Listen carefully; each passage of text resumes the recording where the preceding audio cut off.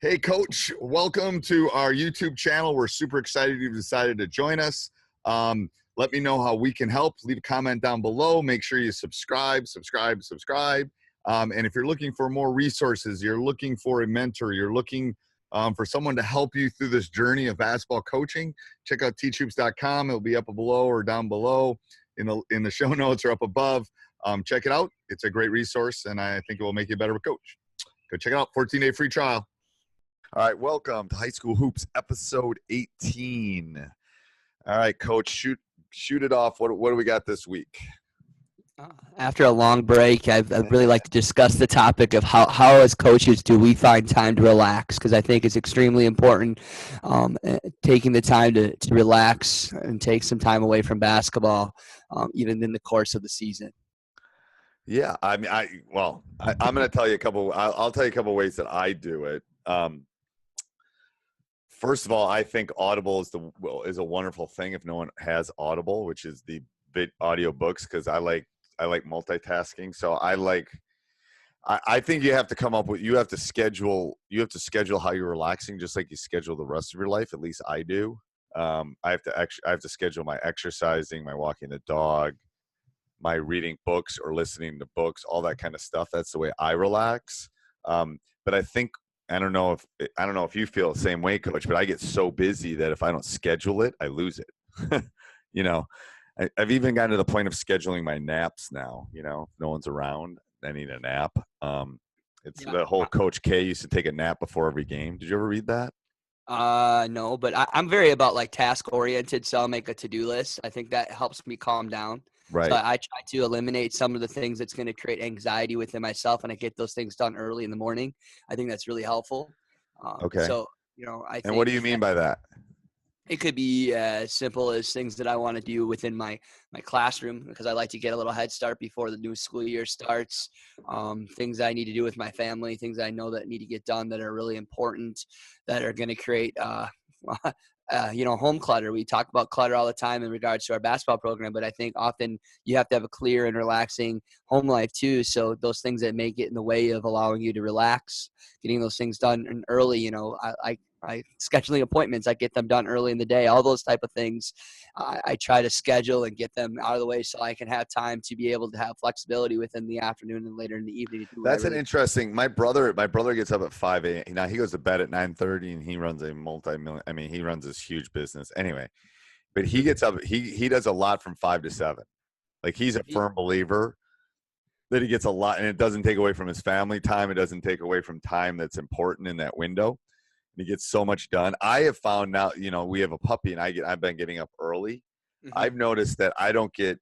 First of all, I have first hour off, so I tend to get a lot done. It's similar to you in the morning, especially during the school week. Yep. But what I have noticed I tend to be a night owl. But what I have noticed about mornings is I don't get I don't get the emails and the distractions from 5 to 7 that you do from 10 to midnight. You know what I mean?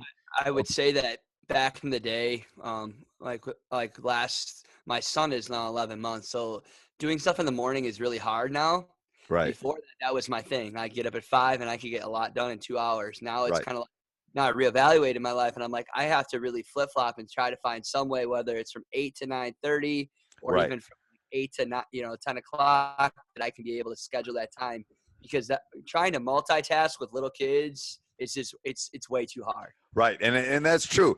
My life's different. I have basically an 8th grader and a junior, and it's like, you're right. So I think it depending on your life at that particular point, you're right. It's like, yeah, when my kids were little, as soon as I put the kids to bed is when I got stuff done. And then, I'd be in bed by 10 because I'd be up with 6 with them. Yeah, I think that's different. I think it really depends on. And I kind of knew I wasn't going to get a lot done over break because my wife works full time in a bank. So I'm the one watching the kids over break, saving money on childcare. But tomorrow we have still off of school. So I'm sending the kids both to daycare so I can just have a me day and get some things done. Right. Get your work done and all that kind of stuff. Yeah. Because I knew it just wasn't going to happen. My son just went into urgent care today. He's just not feeling good. So with little kids, your life is constantly never going to be consistent. So right. understand what your environment's like as well. Yep. When it comes to relaxing, I like to read. I think that kind of calms me down. Watching movies, trying to get away from something that's not basketball related is always good. Because you start doing more and more of watching film and stuff, your gears start turning. You need to have a mental break away from the game a little bit. Yep. And that's where my one of my big ones is walks and stuff. With we got a second dog, so I go for more walks, I think. But it's like I'm off at that point. I've got obviously my phone, and I'm listening to stuff, or I'm listening to a book or a podcast like this or something. But I'm not thinking about my team. I've turned that switch off. And that's how I relax. It's like I got to get away from school and the papers and the team and all that kind of stuff. So that would be my advice to the coaches is you got to find, and it's different for everybody. I used to be able to read. Now it makes me fall asleep. So that's why I listen to more books. I mean, it just does. It does, yeah. It's like a beer. If I have one beer, I'm tired for the rest of the year. Yeah, exactly. Yeah, for sure. No, it's so I think that, and I love reading, but it's just like I can't do it like I used to. So now I listen to them more, and I'm multitasking. I'm getting some exercise. I'm walking the dogs. I'm being outside, getting some sun, and I'm also, that's the thing with me. I relax when I'm multitasking too. Like last night, I was doing stuff with teachhoops.com, but I was also watching a movie. I do that too sometimes. Yeah. It'd be much easier when my son's not grabbing my Chromebook or my daughter's not wants me to go take her out sledding. Now we have all this snow now. My daughter wants to go sledding. It's like you start to multitask. It's just like it's hard sometimes. And it is. And it is. And the thing is, you can't multitask with kids. You can't. Nope. Yeah. Not gonna happen. You got to and as a parent, that's the important thing. At that point, you can't multitask. You got to focus on them. As the thing I tell my wife, because we just came back from Florida, and our kids were good. They went on walks, but they don't really want to walk the beach with their parents. They don't really want to spend time with their parents. No, they're teenagers. Absolutely not. So it's hard. It's fine for me because I'm around teenagers all the time, and I realize that. It's harder for my wife because she doesn't really realize that. But I go, they're teenagers. They don't really want it. Let them go do their thing, and we can do our thing, and it's all cool. Yep. It's not like they're playing in the street. It's right. They're relaxed. The way my son relaxed for a week would be different than the way I would relax for a week. But he needed, he's taken like 6 AP classes, and he's got all this stress. That's fine, but he needs other things to relax, and that's okay.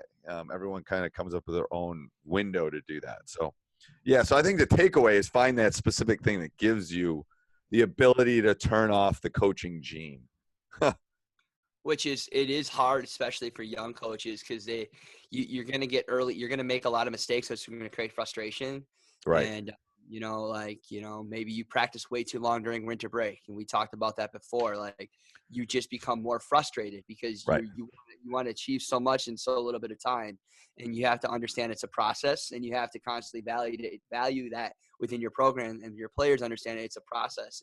And that mental time away from the game is really important too. And I know you were just talking about that. You gave your kids about a week off, and you've had 2 good weeks, 2 days of practice. I think that really helped your program as you go into the next part of the season. Just that mental break and that relaxation is going to really help. And part of it's being the old dog too. I used to fight through that battle. I used to fight through the Wednesday before Thanksgiving. I used to fight the day before winter break practice. I used to fight with the 2 weeks over winter break that, in my mind, I was thinking we could get all these things done. But in reality, they're out of routine. They're staying up too late. They're hanging with their friends. They're around it's not. It's better to be in routine. And that why that break, I like I told you before, that break off was both a mental and a physical break for all of them, and they just came back like it was like the first week of practice. It was like, focus, let's go, we're back to work, we missed each other, that kind of stuff. Not like, oh God, another day of practice. Right. So no, we got 5 days of practice and we're gonna play again, and then it's gonna do that all season. If you're feeling that, your players are feeling that 100 times more. Yes. Because they're the ones doing the physical work, and so if you're exhausted and you're mentally drained, imagine how your players are feeling. Right. So that's not even a point of this podcast, but I think that's important. It's like how do you let your players relax? Well, you let them relax by not being on them, by giving them time away, by letting their bodies and their minds rejuvenate.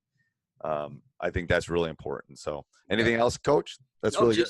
Just the importance of, you got to remind yourself you're human and you're dealing with other humans, and the importance of taking care of yourself is just as important, as being a great coach as well. I think so too. All right. Talk to you next week. Bye-bye. Bye-bye. Hey, Coach, I hope you like that. If you're looking for more resources, you're looking for a mentor, check it out, teachhoops.com, for coaches who want to get better. I do not think you'll be disappointed. 14-day free trial. It is there for you.